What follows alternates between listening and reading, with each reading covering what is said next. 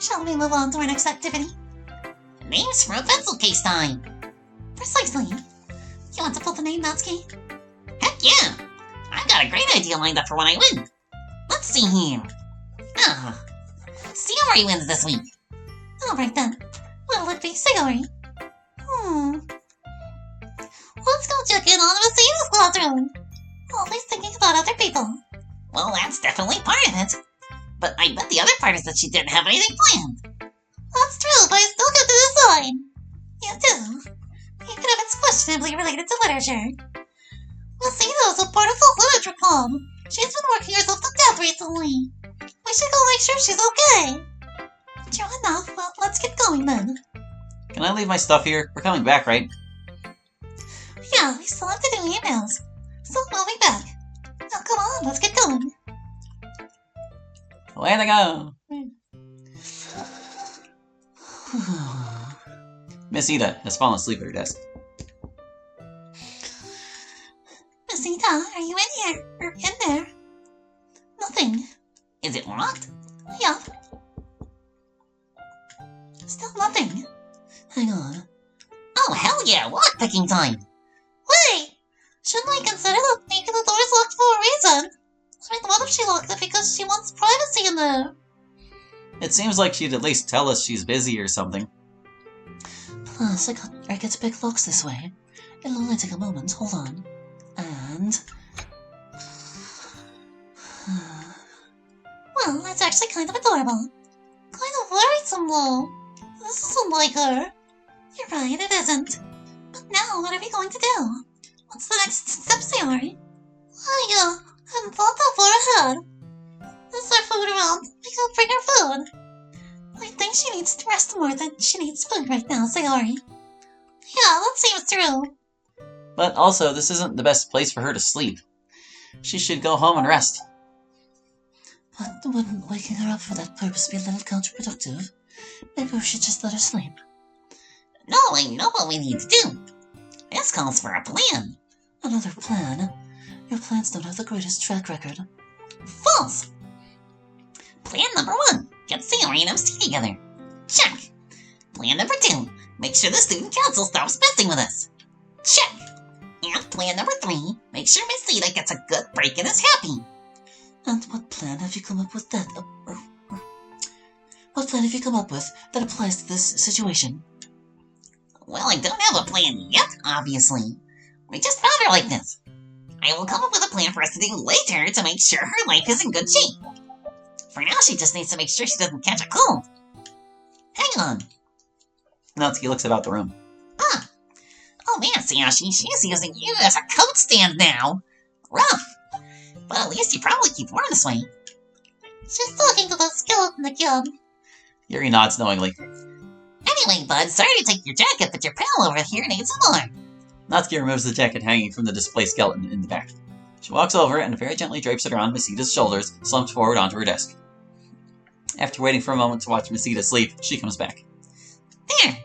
At least she won't catch a cold now. We should probably go back, right? Don't want to wake her up. Sayori, this was your idea. Yeah, I think Natsuki's right. This is probably all we can do for her for now. Let's get going then. Be careful to close the door quietly on the way out. Is everything all set up, Sayori? We're ready to go, Chief. Alright then. The first email then, if you would be so kind. Hello everyone, I hope everything is well. Last time my mail wasn't a happy topic, and by the time I'm making this one, I'm still unaware of the answer. But either way, I love Monica no matter what, and I wanted to make a new poem for her as a gift. Heart emoji, letter, envelope thingy. Oh, a poem for me. I'm always happy when you send me poems. Let's see it. I love you more than you realize. I love you, my dearest. I love you even if you can't forgive yourself. I love you even if you feel hopeless. I love you even if time tears me apart. I love you even if reality blocks us apart. I love you even if it does take us forever. I love you because it's you. I love you because you are my joy and happiness. I love you because you're real to me. I love you because I can't live without you. I love you because you are my dearest. I'm sorry for taking so long. I'm sorry for making you wait. I'm sorry for making you endure through pain. I'm sorry for not being there with you. I'm sorry for causing you pain. I'm sorry for making you cry. I'm sorry for not being perfect. I'm sorry for my flaws. I'm sorry for us being apart. I'm sorry for everything. It's a video game, my guy. Reading. Okay, next. Oh god, there's more. Can I ask if I can hold you? Can I ask so I can feel your embrace? Can I ask to feel your warm? Can I ask so I can dive in your breath? What? Can I ask while looking at your beautiful eyes? Can I ask so I can feel your lips touching mine? Can I ask for making me yours? Can I ask if you can wait a little longer? Can I ask so I can tell you in person just how much I love you? Can I ask so we can be together forever? She is always so beautiful. She is always trying to look perfect. She's always trying to stay composed. She's always crying deep within her core rather. She is always smiling, wishing to look confident. She's always striving to be in control of her emotions. She's always cute when she feels slow. She is always blushing when I tell her how much I love her. She's always loving me with utmost intensity. But no matter what, I will always love her. With utmost love, Malverick. Surprising no one, it's that guy again. Thank you, Malverick. That was a very sweet poem. Emojis in a poem is definitely a bold choice. They're effective and I approve. I am definitely going to have my next poem be nothing but emojis. No, you're not. Try and stop me. Let's just say the next email. To Monica and MC, do you have a Nintendo Switch, and what's your opinion on the console? Like playing it portably or docked? My second question is, in your world, do you have the, I know this is a topic people don't like to talk about, but do you have the virus there or is not there, and stay safe? The Switch, huh? I don't have one. I do. I think it's a great console, no matter which way you play it. But obviously, it being a mobile console is super cool. Being able to play full-on AAA video games on the go is wild, isn't it? Sayori and Natsuki have one too. You'd probably think that Natsuki plays hers more, but Natsuki has a bunch of other consoles and her PC. Whereas Sayori's Switch is basically the only thing she usually plays games on. It's definitely her style. So yeah, again, great console. We do not have COVID in here, no. Thankfully. One of the rare advantages of living in the simulation. But you do. So get vaccinated and you stay safe too, okay? I want you to be healthy. First off, thanks for taking time out of your day to read my email. I'm sure you've gotten these exact questions already, but to play it safe, I'm going to send them in anyways. 1. For Monica. As you're probably aware, DDLC Plus recently dropped and contains some interesting info we weren't aware of before. Based on the in-game files and emails we can read, it seems like DDLC was originally a result of a team of researchers trying to figure out if the universe they are living in is a simulation. So they created a limited-scale simulated universe, yours, and gave one of the entities, you, elevated access to see what would happen to the psyche of someone who knew they were living in a simulation. All the pain and suffering you and the rest of the club had to endure was all because of some researchers trying to keep their jobs. I was wondering what your thoughts are on this revelation, and if you knew any of this in advance, or if this is news to you too. It's unknown if this was intentional or not, but your name seems to come from the phrase monitor kernel access, which is what someone who is living in a simulation and fully aware of it should be able to do. According to one of the emails sent by one of the researchers, it seems likely you were meant to be the only one who could be self-aware. The whole idea of the club president becoming self-aware just seems to be the simulated universe you live in panicking and correcting itself if you suddenly aren't in it, which is why Sayori became self-aware after you were deleted in the original game. Which begs the question, how are you guys able to choose who has elevated access by voting on who the club president is? I'm guessing that it's a function you added when reconstructing your universe, unless it isn't, which just adds a whole other layer to this mystery. Oh boy, this is a long one. Give me a second to read it. And also the little words, too. Still gonna need a sec to read it. Okay. So, like a lot of things with DDLC Plus, there are a few pieces of conflicting canon as far as you're concerned. For instance, I had always believed that my name was a pun on the Japanese word for squid. Monitor kernel access is a convenient acronym, though. To be honest with you, I don't know what the truth is. What I can tell you is that the game awareness is definitely tied to the club presidency.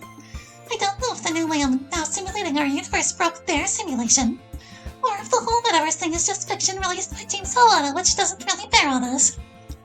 But we felt like these side stories became part of our memories, so it's all very confusing to me. The only other thing I'll say is this. I don't really blame Metaverse if they're real and they did all this to try and research simulations. They didn't do anything I wouldn't have done if I thought it could get me out of here. Let alone my whole universe and all my friends. They're just more competent at it than I am. If they are even real, which I'm not sure they are. But anyway, I don't really have any idea what's true or not about this. You're in a better place to determine what's real than I am. But whatever it is, I'm just glad we're all okay in here no matter what order of the simulation it is. Let's see the next part. To make things even more interesting, the side stories that you can unlock in DDLC Plus are the results of a second simulated universe, but without anyone getting elevated access, aka a control group. It seems like your personality is a little different in the side stories as a result of not being self-aware, a little less confident, more insecure, and even kind of shy, though that might just be a result of that Monica not being an experienced club leader yet. I'm wondering what your thoughts are on that. So you'd like to help answer this one, Monica? Sure, go ahead. Okay, you can correct me if I say anything wrong. I don't think her personality is that different. You just see more in the side stories. And hopefully you've seen it a little more with us here, as you've done to spend more time with her. Monica really does feel a little less secure and more shy than she lets on. But she makes it her business to seem really confident and confident all the time. And she did that even more when she knew what she was being watched by the player in a video game. She was trying to make a good impression on you. So yeah, I think she's always been the same. High five, Sayori, you nailed it. What do you think, Monica? You know me very well, Sayori. I think you nailed it. Yay, I nailed it! She nailed it! Wait, what? She nailed it! She fucking nailed it, bro! I don't understand. Is this some reference I'm not getting? No. God, not everything I say is a reference. Yet, I'm just saying, she absolutely nailed it! Bro. Okay. Moving on. 2. For the rest of the club, have you guys seen the DDLC Plus side stories? I know those technically happened in a separate universe from yours, but I'm wondering if any of that stuff happened in your universe too, or if that's all new. There were some truly touching moments, like when Yuri helped Natsuki through a panic attack, or when Monica learned about Sayori's suicidal thoughts and consoled her. And I guess here's as good a time as any for me to voice that. I think it's weird that they went with them suddenly remembering the side stories, just cause. It's like, because, as they said, it was like a separate universe is basically how it goes. Like, you could view each simulation of DDLC as a separate instance of the timeline, and for them, the side stories is just a separate timeline. Like, heck, there are even things in the side stories that are contradicted by DDLC's regular events, so it's whatever. Yeah, we have not only seen them, but when they came out, they kind of became part of us. Like, we remember them happening, even though they probably really didn't, and even though they conflict with other memories we have. But still, I'm glad we have those memories. They're all the things that bring us closer, and I feel like they make me a better person, especially where Sayori is concerned. I always knew you were someone I could trust, even when bad things were happening. You are a really good person. Thank you, Sayori. Thank you! I also like the side stories. It makes us closer friends than ever before. Most of us. I'll see all left out. Yeah, but that's understandable. Yeah, I guess. But I especially like how Yuri and Natsuki came to depend on each other, instead of that weird, really tense relationship they have sometimes. It is both at different times. No matter how much we may see things differently, and no matter how much we may argue, we do depend on each other. It is fortunate that we have such different strengths, for we supplement each other's weaknesses very nicely. Yeah, what she said. 3. And finally for MC, DDLC Plus revealed to us a concept art sketch for your design. We never actually saw your face in the original game, but it seems the artist made a sketch for your design just in case. The closest we ever got to seeing you was a CG of you hugging a crying Sayori. We only saw you from behind, and the sprite we see you as now looks more like that design. The concept art sketch looks more like a combination of you and Kenzo, but with broader shoulders. Obviously, you guys look different to each other than how we see you, but I was wondering what you thought of this MC design. Anyways, sorry for this being a long one. Enjoy yourselves. Oh, right. That sprite. He definitely looks more grown up than me. I'd actually have trouble believing that a guy who looks like that would do all the dumb stuff I did then. He doesn't feel like as big of a goofball as I am. Because, you know, I am kind of a goofball. Although I'm trying to be less of one. But not too much less, okay? Don't worry, Bun. I'll always be happy to be a goofball with you. You better! Thank you for the email. Don't worry so much about the length. If it's got good questions, we don't mind a long email. Let's bring up the next one. Hi, everyone. I recently had a discussion with a friend of mine that it is difficult to say MC's eyes are yellow without seeming like he has jaundice. You would probably need a descriptive explanation of the eyes to make it seem like that. This may be a dumb question, but could Yuri use her advanced literary technique to describe the eyes of herself and fellow club members? It would be a good literary practice and might improve the self-image of club members. Does Sayori still need it? Anyway, stay safe, all. Chakwa, aka Charlotte. Oh, hello, Chakwa. It seems like this is essentially a question for Yuri. I see. So essentially just describe everyone's eyes a bit artfully. Let's see. It's tempting to just use gemstones for everyone, but that is a cheap tactic. My eyes are deeply purple, troublingly purple, a fluidic, dark miasma. Sayori's eyes are like the sky, with spots of great blue light, spots of grey-blue darkness, and bringing joy to those who stand before them. Monika's eyes feel like a technological puzzle, like the code of which she's composed, green like lime green text in console font against a black background, stark and beautiful and cold. Natsuki's eyes are all like a pink, very sour candy, sweating and sweet, but so bright and forceful that you are taken aback. And Dempsey's eyes are the color of gold, a golden inlay on a piece of mahogany furniture, elegant and deep. Does that suit you?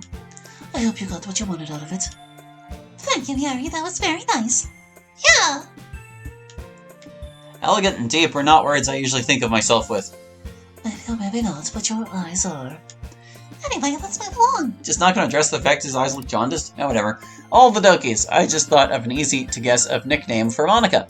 Moni-kun. Rate it 1 to 10 so I know how bad my ideas are. From Mustard Man 25. Well, let's see. Isn't kun usually like the suffix reserved for, like, young males in Japan? Right, and then the chan is the female counterpart? I rate it... I'm not gonna rate it. 5.5 out of 10. I don't really feel like a kun much. Or a chan for that matter. Or anything. I'm just Monika. All the other students at the school call you Monika-senpai, though. Except for us seniors, of course. Anyway, I give the name 4 out of 10. She's just not a kun. If you wanted to go for a cutesy nickname like that, I would call her Monichi. Plus, it kind of sounds like Moni. Her mom Ichi because she's number 1. Very cute, Sayori. I know. But yeah, name-wise, I'd agree that it's like a 5 out of 10. It's not awful, but it just doesn't feel like her. I think it's a little better than that. I would give it a 6.5 out of 10. I think Monika can be something of a kun sometimes. Although I would agree that it does not fit her general persona. Still, I'm sure she'd accept the nickname if it's what you wanted to call her. She is very accommodating in matters of that sort. Probably especially where you, the player, are concerned. True. I think it's about 6.5 out of 10 as well. Not bad at all. It doesn't fit Monika the best, but not the worst either. But I'll always think of her as just Monika. Yeah, that's how I think of myself. But you can call me Moni-kun if you want, Mustard. Alright, time for one more email today.